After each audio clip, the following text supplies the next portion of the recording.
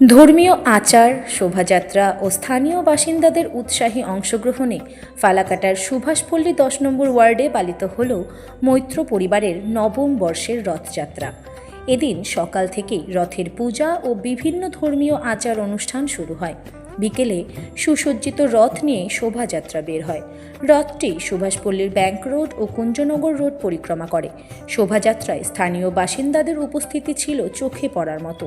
এবারের রথযাত্রার অন্যতম আকর্ষণ ছিল এলাকার কচিকাচাদের স্বতঃস্ফূর্ত অংশগ্রহণ।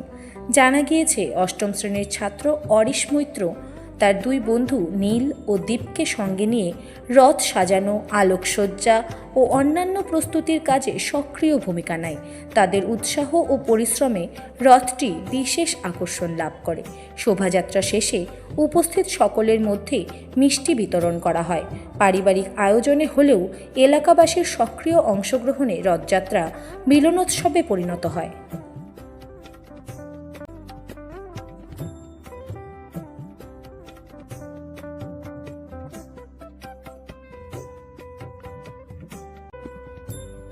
আমরা আমাদের বাড়ির থেকে এই আমার পাশের বাড়িতেই যাই, সুভাষ কলোনি আসা সুভাষ পুরা ঘোরাচ্ছ? হ্যাঁ, আমার বন্ধুরা, আমি, তারপরে আমার সবাই মিলে বানিয়েছি। তোমার কোন কোন বন্ধুরা বানিয়েছো? কতজন মিলে?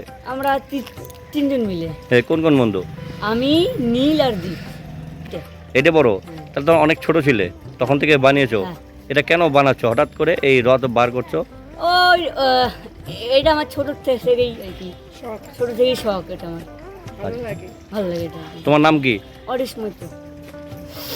আমরা হলো সুভাষপল্লী থেকে সুভাষ কলোনি ঘুরবে? হ্যাঁ।